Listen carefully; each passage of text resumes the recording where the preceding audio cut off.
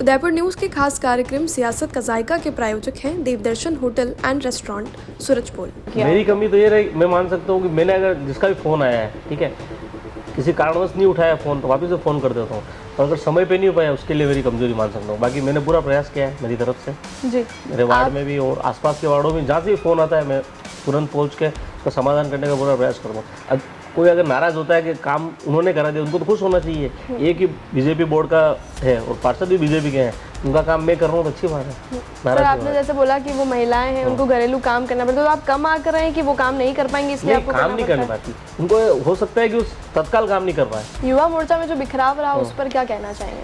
युवा मोर्चा में आपसी सामंजस्य की कमी है, ये मेरा ये कहना है कि सब हम एक टीम मिलके काम करते थे और कुछ आपस में ऐसा कुछ बीच में किसी ने समझौता करने की कोशिश की और वो उन्होंने उसको नहीं मानी, नहीं स्वीकार किया, उससे बिखरा हो गया। नहीं मानी सर?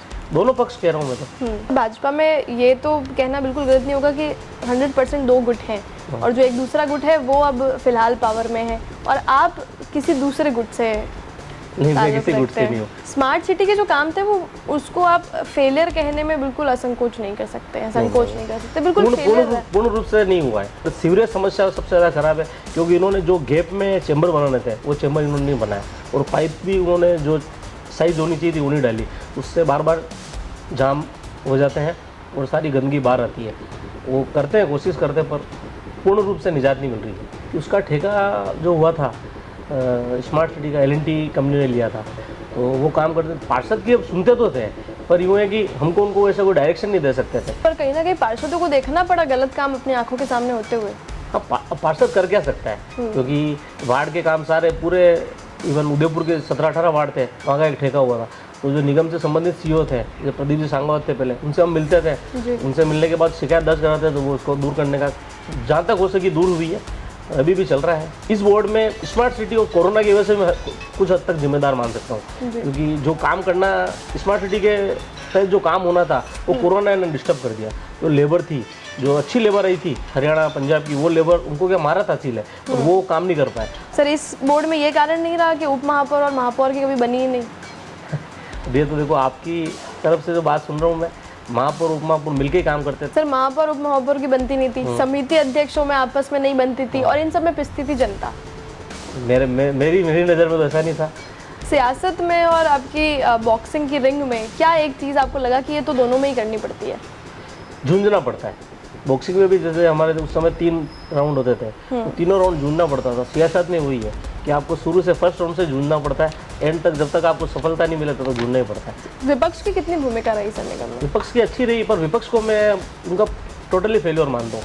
विपक्ष पूरे 5 साल निकाल दिए, एक नेता प्रतिपक्ष नहीं बना सका। जगदीश चौक से लेके चांदपोल, जगदीश चौक से लेके हाथीपोल और इधर रंगनीवास, इस एरिया में नॉन व्हीकल जोन का प्रस्ताव निगम में मैंने रखा था, उसे पास भी कर दिया गया, पर उसको लागू इसलिए नहीं किया जा सका कि उनको जो टूरिस्ट आएगा उनको गाड़ी पार्क करने की व्यवस्था नहीं है। ठीक है, जो भी पार्किंग अभी है वो लोकल से ही फुल हो गई है। जो स्थानीय लोग हैं उन्होंने पूरी हायर करके पूरी फुल हो चुकी, 80 से 90%। अब 10% में टूरिस्ट कैसे रखेगा?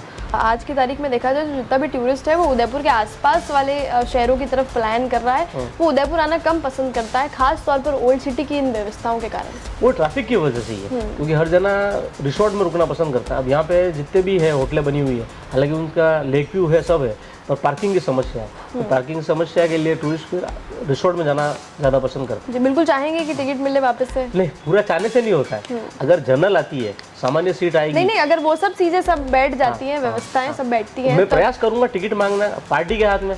पार्टी अगर भरोसा जताएगी तो देगी, नहीं तो कार्यकर्ता बन के काम करेंगे। सभी दर्शकों को मेरा नमस्कार, मेरा नाम है किंजल और आप देख रहे हैं उदयपुर न्यूज़, सियासत का जायका, जो कि उदयपुर न्यूज़ की खास पेशकश है। और आज हमारे साथ जो लोकप्रिय पार्षद हैं उनके बारे में कोई भी नेगेटिविटी हमने ऑन ग्राउंड नहीं सुनी, या यूँ कहा जाए कि जिनकी वजह से कभी जनता को रोना नहीं पड़ा, बल्कि जनता की समस्या सुन के वो खुद ही कभी कभार जो है कैमरे के सामने रो पड़े। स्मार्ट सिटी के हुए कामों से काफ़ी ज़्यादा परेशान वो रहे।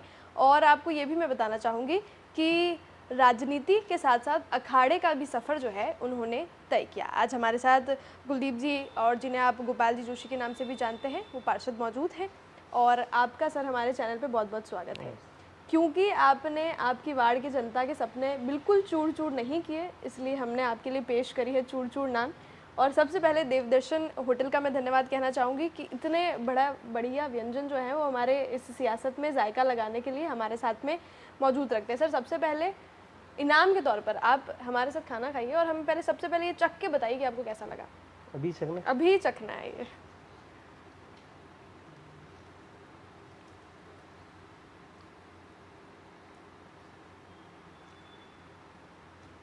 स्वादिष्ट।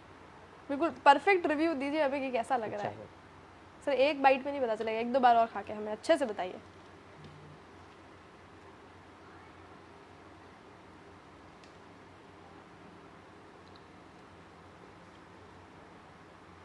बढ़िया, सब्जी भी अच्छी है, पनीर की। बढ़िया।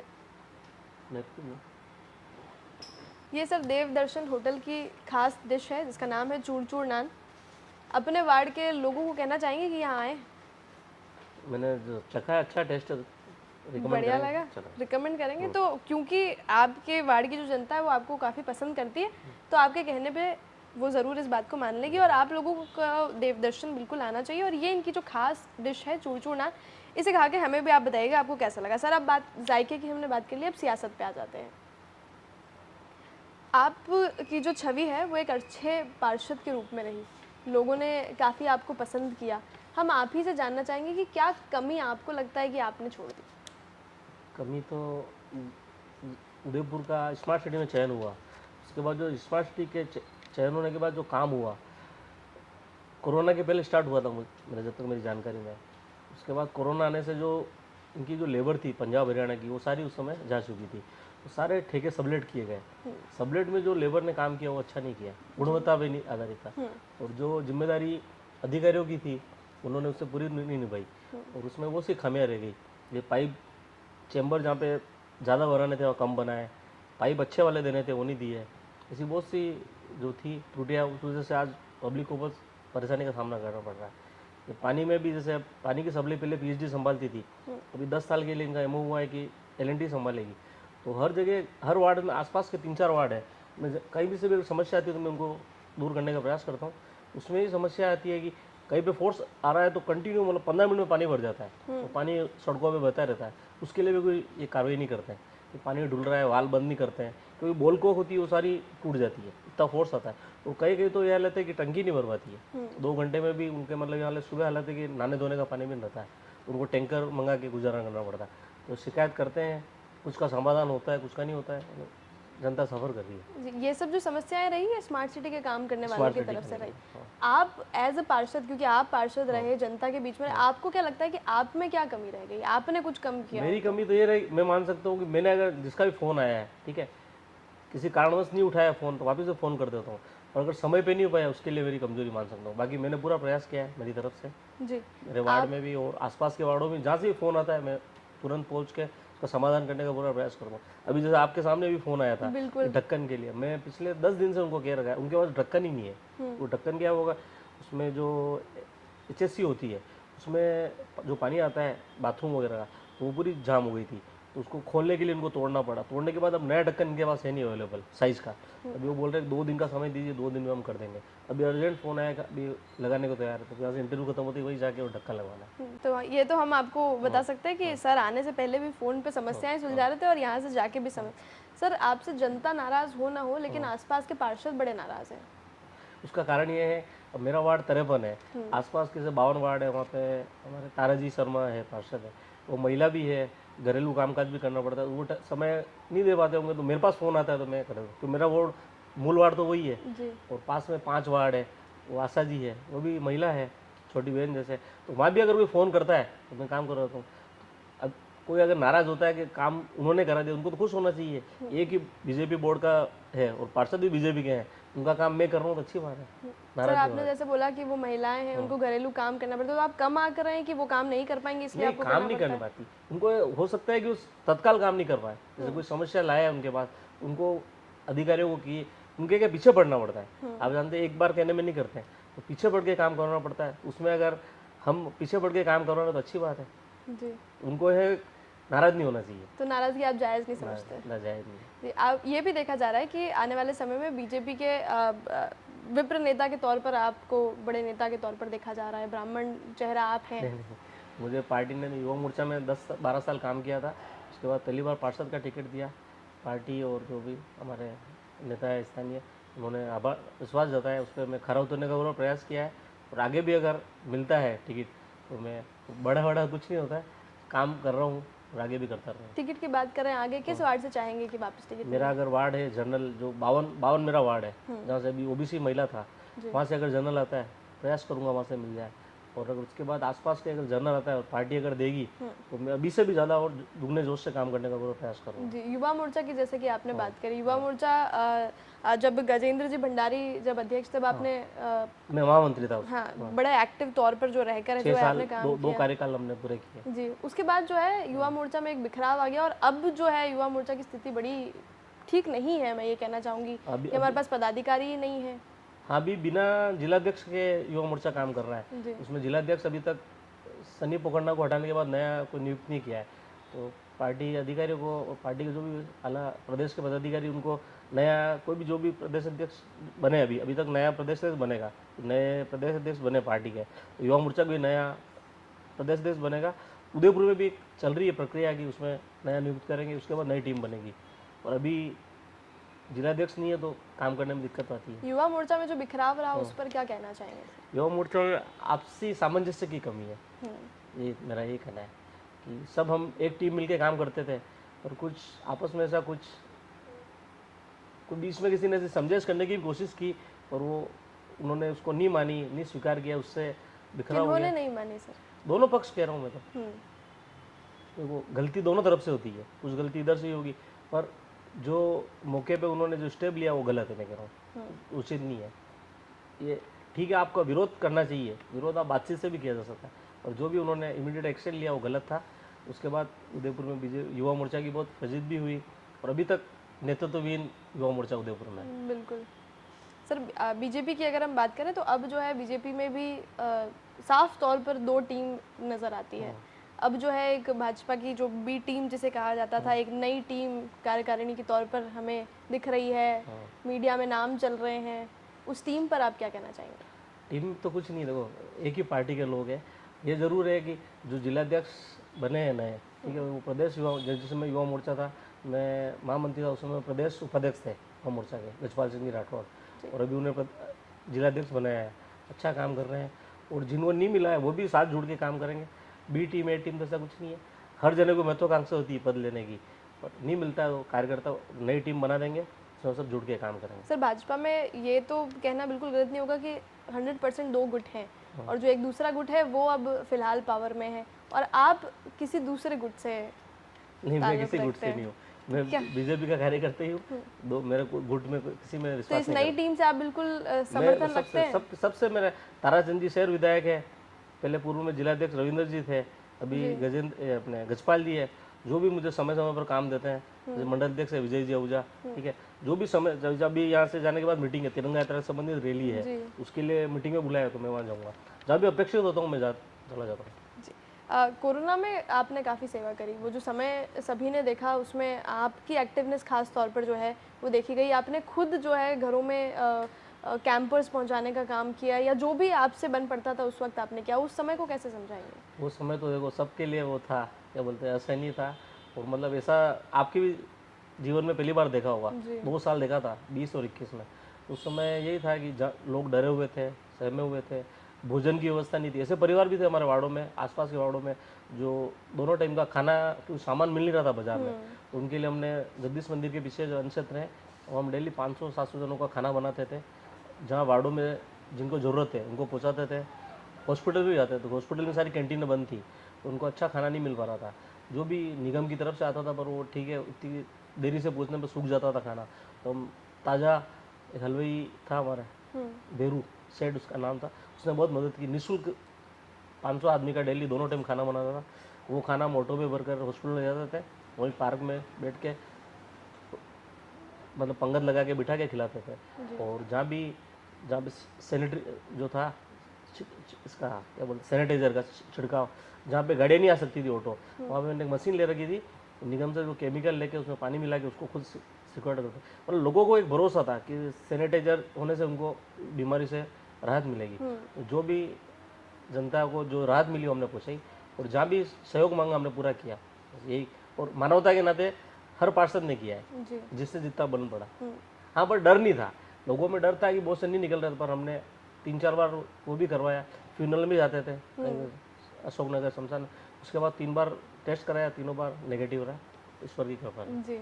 आप तो ठीक क्या बोलते हैं, भगवान जगदीश के बिल्कुल नज़दीक रहते हैं, तो उनकी कृपा बिल्कुल बनी रहती है। स्मार्ट सिटी के जो काम थे वो उसको आप फेलियर कहने में बिल्कुल असंकोच नहीं कर सकते हैं, संकोच नहीं कर सकते, बिल्कुल फेलियर है। पूर्ण रूप से नहीं हुआ है, कुछ फेलियर रही है। जैसे मेरे लाइट की, इलेक्ट्रिसिटी की जो प्रॉब्लम है, उसमें बहुत हद तक वो निजात मिली है। जैसे पहले शॉर्ट सर्किट होता था, रथ यात्रा निकलती थी तो उसे तार वगैरह पोल आते थे बीच में, उन सब से निजात मिल गई है। और कुछ कुछ जैसे अभी लोड ज़्यादा होता है कहीं पे, तो ट्रिप मार जाती है पैनल से, तो उसको तब जहाँ भी फ़ोन करते हैं तुरंत वहाँ के एल के जो एल संभालती है वो पूरा, एल से अधिकारी आते हैं और चालू कर देते हैं। लाइट से संबंधित ठीक है, पर सीवरेज समस्या सबसे ज़्यादा खराब है, क्योंकि इन्होंने जो गैप में चैम्बर बनाने थे वो चैम्बर इन्होंने नहीं बनाया, और पाइप भी उन्होंने जो साइज होनी चाहिए थी वो नहीं डाली, उससे बार बार जाम हो जाते हैं और सारी गंदगी बाहर आती है। वो करते हैं, कोशिश करते हैं, पर पूर्ण रूप से निजात नहीं मिल रही है। स्मार्ट सिटी के काम में बहुत सारे फेलियर्स रहे, जिसको अब जो है विपक्ष काफ़ी तौर पर इस्तेमाल कर सकता है।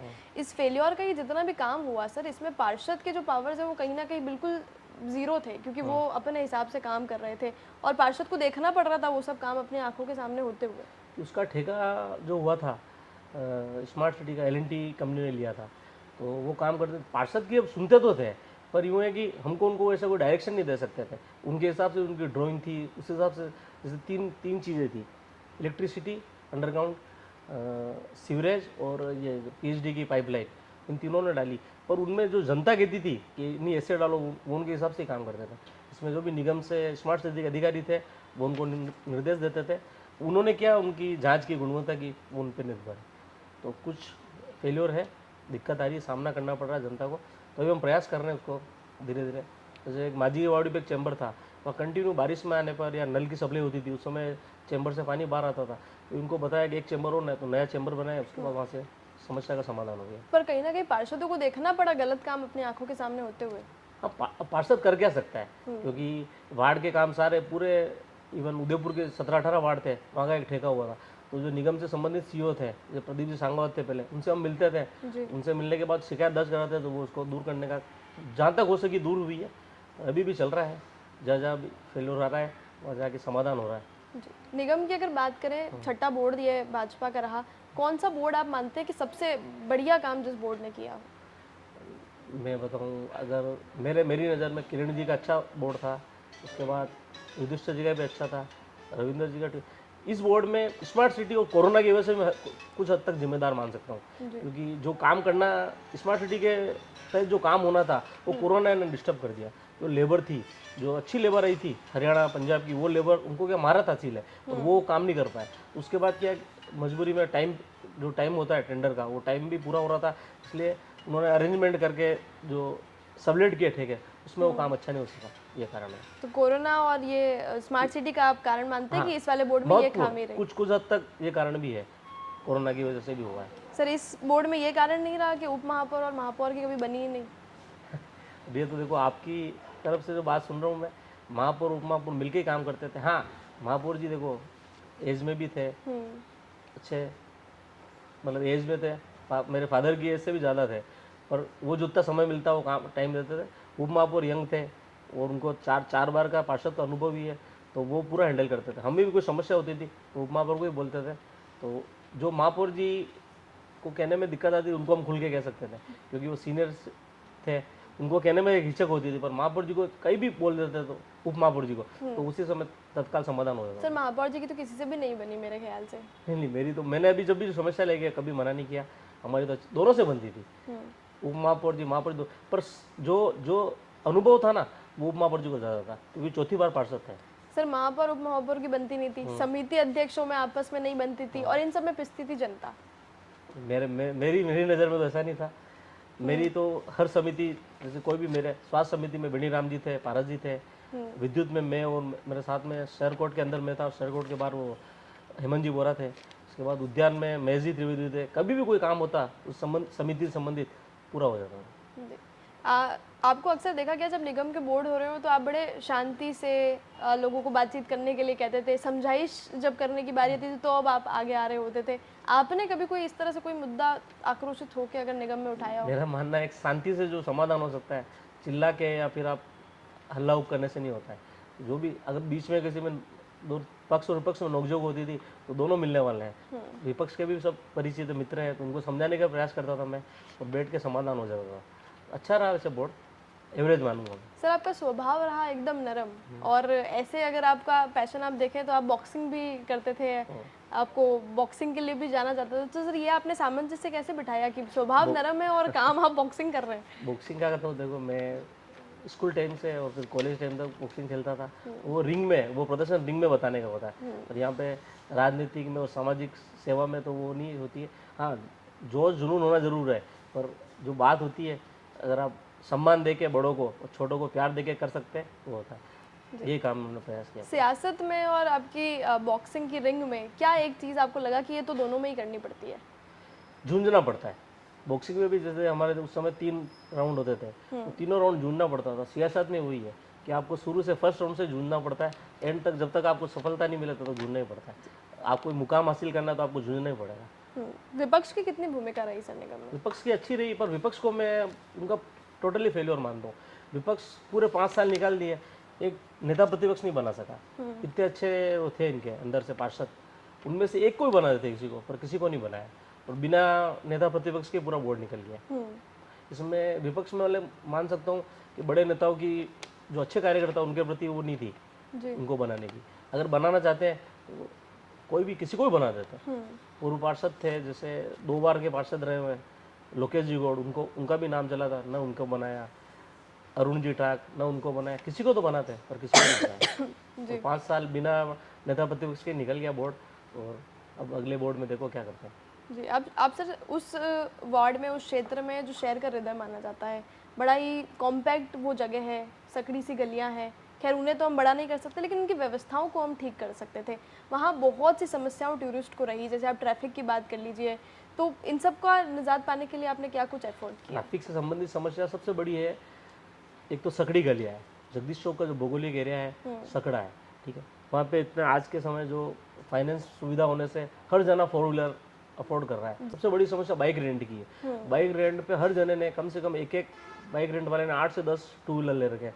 उनको रोड पे खड़े कर देते हैं, फिर 4 व्हीलर आते हैं। ऑटो को भी मतलब उनकी कोई तादाद में वो नहीं हो रहा है, कोई लगाम नहीं लगा रहा है। मतलब जितने ऑटो पहले आते थे उससे मेरे से 10 गुना ऑटो हो गए। कम से कम 4 से 5 हज़ार ऑटो जगदीश चौक क्षेत्र में डेली आते हैं, और बड़ी साइज होती है उनकी। जगदीश चौक से लेके चांदपोल, जगदीश चौक से लेके हाथीपोल और इधर रंगनीवास, इस एरिया में नॉन व्हीकल जोन का प्रस्ताव निगम में मैंने रखा था, उसे पास भी कर दिया गया, पर उसको लागू ही इसलिए नहीं किया जा सका कि उनको जो टूरिस्ट आएगा उनको गाड़ी पार्क करने की व्यवस्था नहीं है, ठीक है। जो भी पार्किंग अभी है वो लोकल से ही फुल हो गई है। जो स्थानीय लोग हैं उन्होंने पूरी हायर करके पूरी फुल हो चुकी है 80 से 90%। अब 10% में टूरिस्ट कैसे रखेगा? उसके लिए खांजीबीर क्षेत्र में एक बेलगर पार्किंग बनी थी, वहाँ पे किसी ने स्टे लगा रखा है। वो स्टे अगर वीकेंड हो जाता है तो फिर ये नॉन व्हीकल जोन लागू करने का चल रहा है। ताराचंद जी ने भी प्रयास किया है, स्थानीय जो विधायक है, और अभी 2-3 दिन पहले ही एसपी और ट्रैफिक डिप्टी से बात हुई थी। उन्होंने कहा अभी जो तक ये नॉन व्हीकल जोन नहीं लागू हो तब तक वन वे की जो पालना है वो हो जाए, उससे भी निजात मिल सकती है। तो मैंने पूरा प्रयास किया है कि सबसे बड़ी समस्या ट्रैफिक की है। सर ओल्ड सिटी में जो टूरिस्ट आता है वो आसपास जो चीज़ें देखता है, वो सिटी पैलेस है, जगदीश मंदिर है, गणगौर घाट जाता है। ऐसे में क्योंकि आपको हम युवा नेता के तौर पर देख रहे हैं, युवा पार्षद के तौर पर देख रहे हैं, तो ऐसा कुछ क्या टूरिस्ट के लिए आप लोगों ने अट्रैक्शन पॉइंट बनाया है? क्योंकि वो तो हमारी धरोहर है, वो हम में से किसी ने भी नहीं बनाया है, उसको देखने तो लोग आ ही रहे हैं।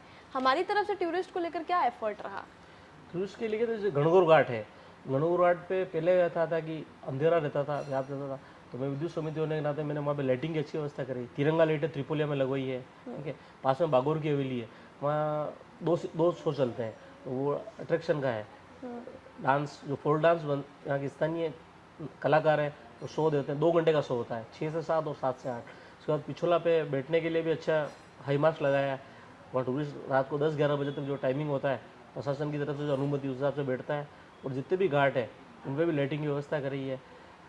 वापिस आगे 2 पुल है, जोत सिंह जी दैजी पुल और चांदपोल पुल, उन पर भी रंग बिरंगी लाइटें लगी है। तो टूरिस्ट आते हैं वहाँ पे बैठने के लिए, क्योंकि जो घाट बने हुए हैं प्रकृति की देन है। उदयपुर में जो घाट मिले हुए हैं, पिछोला झील, इसमें हमारे वार्ड में, पास के वार्ड में आता है, तो वहाँ जितनी सुविधा थी टूरिस्ट के लिए हमने करवाई है। जी सर, टूरिस्ट का अगर अभी आज की तारीख में देखा जाए तो जितना भी टूरिस्ट है वो उदयपुर के आसपास वाले शहरों की तरफ पलायन कर रहा है, वो उदयपुर आना कम पसंद करता है, खास तौर पर ओल्ड सिटी की इन व्यवस्थाओं के कारण। वो ट्रैफिक की वजह से ही है, क्योंकि हर जना रिसोर्ट में रुकना पसंद करता है। अब यहाँ पे जितने भी है होटलें बनी हुई है, हालांकि उनका लेक व्यू है, सब है, और पार्किंग की समस्या है। तो पार्किंग समस्या के लिए टूरिस्ट फिर रिसोर्ट में जाना ज़्यादा पसंद करता है। सर तो व्यापारी वर्ग कितना परेशान होगा, क्योंकि सबसे बड़ी जो जिन चीज़ों पे हम डिपेंडेंट है वो टूरिस्ट ही हैं, और ऐसे में टूरिस्ट ही अगर पलायन कर जाएगा तो दुकानदार कितने पलायन नहीं कर रहा है। और वो क्या, रुकने के लिए मतलब इधर की होटलों के ज़्यादा बनस्पत बाहर जो आउटसाइड में है ना, रामपुरा है, कोडियात है, इधर की होटलों में रुकना ज़्यादा पसंद करता है, क्योंकि उसको वहाँ पे सुविधा मिल जाती है। स्विमिंग पूल, क्योंकि इतनी बड़ी एरिया नहीं है,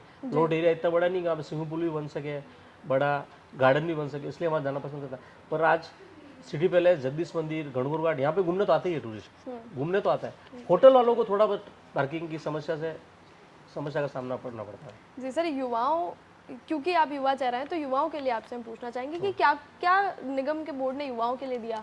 स्पोर्ट्स कॉम्प्लेक्स की बात कर लो, या किसी बच्चे को अगर तैयारी करनी है किसी फिजिकल ट्रेनिंग की, तो वैसा कुछ हमारे शहर में हमारे पास नहीं है। एकमात्र गांधी ग्राउंड था, उसमें भी कोई इतनी खास व्यवस्थाएं नहीं है कि बच्चा कहीं बहुत आगे तक जो है उदयपुर का निकल जाए, उसको प्राइवेट ही कहीं ना कहीं जाना पड़ता है। गांधी ग्राउंड का जब तक मेरे को है, गांधी ग्राउंड में पहले से तो डेवलपमेंट हुआ है, और ट्रैक व्रैक भी था। और वहाँ पे क्या है, बार बार जो जैसे 17वां दिवस का प्रोग्राम आ रहा है, तो प्रशासन को लेना पड़ता है। तो वहाँ पे स्पोर्ट्स में बच्चों को, इसके लिए यूआईटी क्षेत्र में यूडी हो गया, तो खेल गाँव में चल रहा है, वहाँ पे बड़ा इंटरनेशनल स्टेडियम बनने का चल रहा है। तो सारे जो खिलाड़ी अब खेल गाँव की तरफ रुख कर रहे हैं। वहाँ पे जो भी संभावना है वहाँ खेल गाँव में शुरू करी जा सकती है। तो स्विमिंग पूल भी है वहाँ पे, हमारा बॉक्सिंग की एकेडमी भी वहाँ शुरू होती है। जो कोच है नरपत सिंह जी, वो हेमराज जी अखाड़ा में भी सिखाते हैं, पर वहाँ पे खेल गाँव में भी एक सेशन लगाते हैं। तो जितने भी खेल है वहाँ पे खेल गाँव में बड़ा बना है स्टेडियम, वहाँ संभावना है। अब गांधी ग्राउंड तो क्या सिटी के अंदर है, और इतना बड़ा स्पेस नहीं है। और जितने भी जो भी प्रोग्राम होते हैं, दशहरे का होता है, 15 अगस्त का होता है, वहीं पे होता है।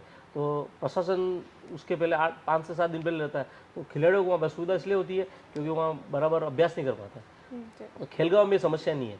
खेलगांव में अब हालांकि दूर तो है यहाँ से, 10-12 मेरा यही अगला सवाल था कि पर क्या करो, जब शहर बढ़ गया है, स्पोर्ट्स वेन्यू बढ़े हैं, वहाँ जाना ही पड़ेगा। जी, ऐसे में सर आप, क्योंकि निगम में बड़े लोकप्रिय पार्षद रहे, जब ग्राउंड रिपोर्ट्स करी गई, आपके वार्ड की जनता से पूछा गया, तो उन्होंने आपको आपके खिलाफ कोई, मुझे लगता है कि कोई बात नहीं कही, या कोई कमी आपकी उन्होंने नहीं बताई। आपसे हम पूछे तो आप खुद को कितने नंबर देना चाहेंगे? 10 में मैं क्या कह रहा हूँ, मैं नंबर देने वाला कौन होता हूँ? जनता, उदयपुर न्यूज़ से पहले मयूर जोशी आए थे, उन्होंने जनता की सब राय पूछी, तो नंबर देने वाली जनता ही है। और मैं ये बोल रहा हूँ, मैंने पूरा प्रयास किया है, और अगर मुझसे कोई कुछ कमी रही है तो उसके लिए वापस आता हूँ।